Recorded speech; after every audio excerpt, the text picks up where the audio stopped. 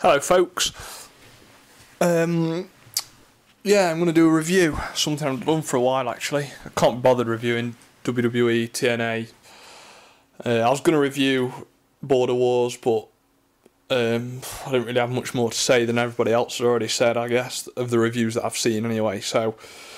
But yeah, I thought it was worth my time to review PWG, World's Finest. PWG is my favourite promotion by far at the moment, has been for maybe about, I don't know, like 6 months to a year. I love it. It gives me value for money every single time. That's all I ask for. I don't buy anything or pay for anything wrestling related anymore. Like I refuse to pay for WWE pay-per-views. I refuse to pay for ROH shows, especially with the trouble on iPay-per-view. I heard the Border Wars had problems as well. Even though it wasn't on Go Fight Live, it still had streaming problems, so I'm glad I've never ordered that.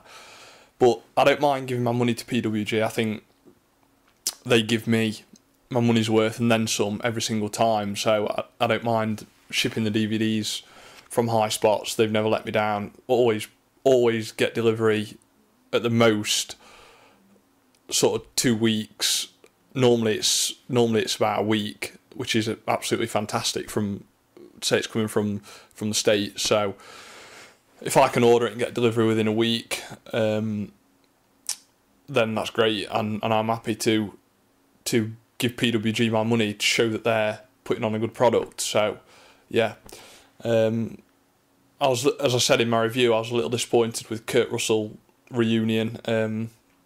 Not disappointed. That's probably a bit of an over-exaggeration. I think I said in my review that I built it up.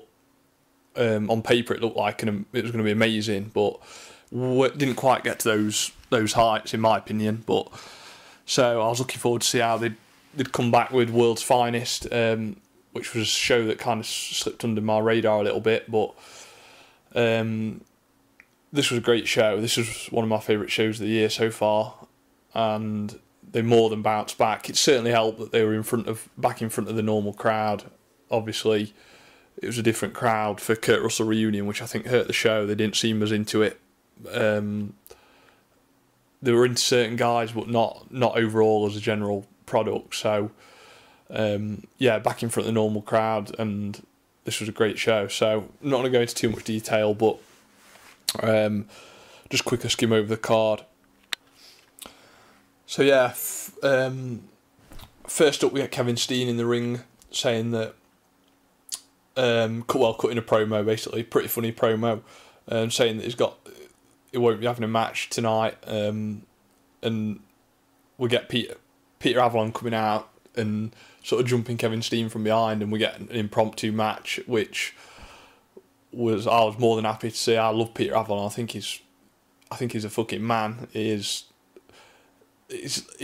one of the reasons why I love PWG. You get the fantastic wrestling, fantastic high flying, but you get comedy and guys like Peter Avalon who make it worth the money for the comedy value alone. This guy's funny as shit. Been saying that for months. He's never going to be a main attraction. He's never going to be a big star. He's just way too small. But for comedy purposes, absolutely invaluable to this company, because like I say, one of the great facets of PWG is that they don't take themselves too seriously.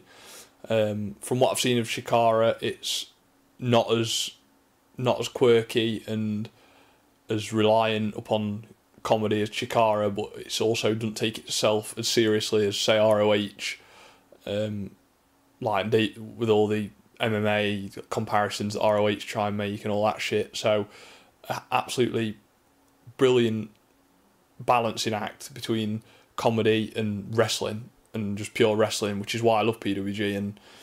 And if you don't watch PWG, give it a chance. I mean, like, the DVDs are cheap. It cost me, I think it's about $20 something, $22 maybe, to ship it to England, which like I say, I don't spend any money on WWE, I don't spend any money on ROH, I don't buy any DVDs, so I'm more than happy to pay that once every couple of months for a PWG DVD, especially when they're putting out a product like this, which I'm more than happy to pay for, just to show them that what they're doing is right. So yeah, this was a good match. Didn't go very long. Basically, it was basically a glorified squash match. Kevin Steen just beat the shit out of Peter Avalon, chopped the shit out of his chest. It was red. It looked like a fucking hamburger. It was red raw. Avalon had a couple of flurries of offense, but Steen basically was just booked to look like a monster in this match, which he should be compared to Peter Avalon. So yeah, Peter Avalon more than played his part. Fantastic comedy. After the match, he basically downed a beer, grabbed a beer out one of the fans' hands and downed it, and he was just staggering to the back, and it was funny as fuck. That guy's top class. So moving on to next match, which was Rosas versus Brian Cage Taylor. Yeah, this was okay. It was pretty good. Brian Cage Taylor's definitely got potential. He's a bit raw, a bit green, but the natural power, is definitely there. As a power guy, I think that's something that PWG could definitely invest in and look to in the future. If they just chisel off a few of the raw edges that he's got, yeah, he could be their sort of Elgin, if you like, or whatever. Just the natural big guy within the company, the power guy. So he did a deadlift superplex from the middle rope, which was amazing, really. I don't think I've ever seen that before. Ray Rosas was sort of slumped on the turnbuckle, and Brian Cage Taylor just deadlifted him, held him for maybe 10 seconds, just vertical on the second rope, and then dropped him back for a superplex. It's fantastic. Ray Rosas is good. He is really a talented worker, I've got to say. I don't know whether he needs to lose the comedy side of his gimmick. I know that's what sort of gets him over. I don't think he's got a great deal of personality aside from that, but I don't know. He's almost seems like he's too good a worker to be overdoing it with the comedy. I think he can, if he got a little bit more serious, because he's fantastic between the ropes. His timing and execution is really good. So I'd like to see a lot more of him down the line. Next match was Joey Ryan and Candice LaRae. This was pretty bog standard. I don't mind seeing this. I don't like Joey Ryan at all. I don't like his gimmick. Don't like his work all that much. Never have. So I'm happy seeing him in these comedy matches with Candice LaRae, who is a good worker. You've got to say that she is really good. Just their bog standard match, loads of sexual innuendo and all that bollocks. So yeah, fair to middling. Next match was a really good match. I really enjoyed this. TJ Perkins versus Scorpio Sky. Never been a massive fan of Scorpio Sky. I think he tries too hard to implement all this MMA, jiu-jitsu crap into his matches. But this match came off really well. I can understand how some people could say there was too much MMA influence in this match. Definitely, there was a lot, because obviously TJ Perkins trains jiu-jitsu as well. I think they said, and you could see that there was a lot of submission attempts. But yeah, no, I really enjoyed this match. It really picked up towards the end. I like TJ Perkins. He's a bit small, but for PWG, he's fine. So yeah, I really enjoyed this match. And Kevin Steen was funny as shit on commentary, just bashing MMA and bashing jiu-jitsu. So yeah, this commentary is another thing that I love about PWG. I love that they switch it up from match to match, whether it be Kevin Steen, Davey Richards, the ref, whose name has escaped me, Rick Knox, or Joey Ryan, I think, was on commentary for the main event in this of this show. But commentary is fantastic. So moving on to my match of the night, a 3-way tag team match: RockNess Monsters versus Super Smash Brothers versus the Young Bucks. This was a fucking amazing match. Fast paced, high energy. the Young Bucks are in a different league, in my opinion, in PWG than in PWG. They're my favourite tag team in the world at the moment. Only in PWG, not in ROH. The Young Bucks of PWG are my favourite tag team. Cocky, brash, heels, just fantastic. You do actually want to see him get beat up. You want to see him get punched in the face. That's the whole, and that just shows that they're getting that gimmick across like exactly as they should be, bang on point.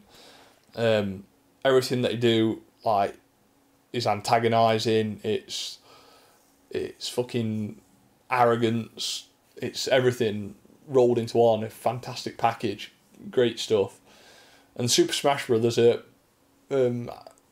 yeah, they're entertaining. Like, I'll say that they're not. I don't think they're ever going to be taken that seriously, as in like tag team champions, really, or anything like that. But to chuck into a match like this, they're fantastic. 'Cause they are good workers. So, and RockNess Monsters were their usual, like, fun, energetic, great tag team. So, I love this match. This was fantastic. If there's one match on the card that is worth watching, it's definitely this one, in my opinion. So, the next match, Kyle O'Reilly and Alex Koslov. I'm not going to say too much about this. It was okay. Yeah, I'll say it was okay. Typical Kyle O'Reilly match. Anyone that's watched my ROH or PWG videos knows that I'm not a big fan of Kyle O'Reilly. I think too generic, like too many kicks, too much MMA influence. Like, I don't mind MMA like influence in matches, but he just takes it too far. You're not an MMA fighter. Fuck's sake. Next up, Willie, Mack and Roderick Strong. This was really good. Probably second best match of the night, in my opinion. Got a lot of time. Willie Mack is the next PWG World Champion. Fans chanting it yet again. I've been saying it for months and months that he should be like at some point this year he's got to be the world champion. No doubt about it, in my opinion. He's over with the crowd. The crowds are emotionally attached to him. They see him as one of their own, which is vitally important. And he's got the moves. He's got the look. Not in the respect that he's chiseled or he's got that bodybuilder look, but he looks like an everyday type of guy, which is fantastic. The crowd can relate to that. So yeah, this was a great match. Roderick Strong has been a bit flat, in my opinion, over the last few months, both in ROH and PWG.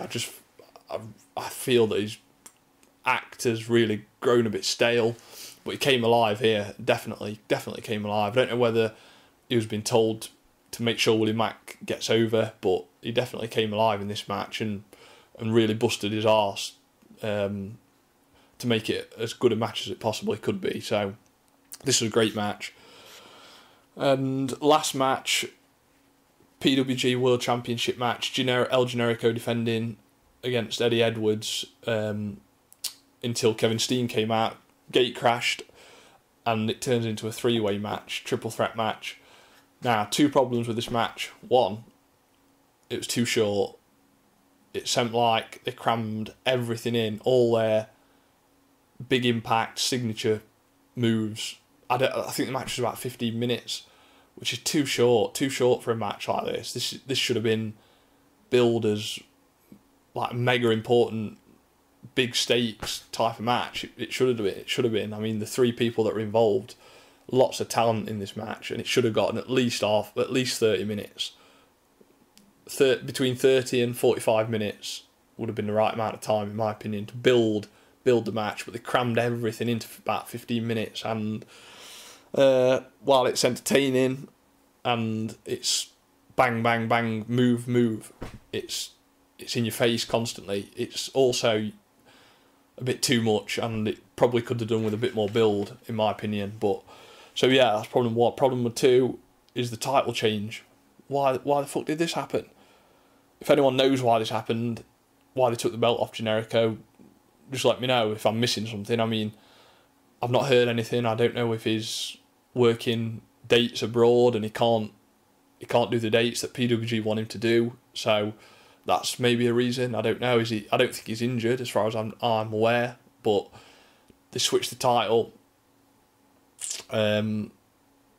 back to Kevin Steen, which, you know, whatever. Don't get me wrong, I've got no problem with Kevin Steen being PWG World Champ. He is my favourite wrestler by a mile at the moment. But I just think it hurts Genrico a little bit going forward. I think PWG needed Genrico to have a decent run as champion. I can't see why they cut it short, but as I say, it was a good match. It was a really good match. Like I say, it was short, so it was all impact, all action type of match, which some people will love, others maybe think it's a bit of a spot fest, if you like, but I enjoyed it. I thought it was, again, value for money. You got everybody got the signature moves. We got a brainbuster off the turnbuckle. We got Kevin Steen powerbomb onto the apron. We got all their big moves present. So can't complain about that. And it rounded off what was a really good show, fantastic show. So like I say, if you've not seen PWG or you don't think it's worth the money, it definitely is worth the money. And now I'm saying that I have to get the DVDs shipped to England, so that's the effort I'm willing to make, because I believe that they're putting on the best product at present by some distance. So yeah, that's it from me. See you later.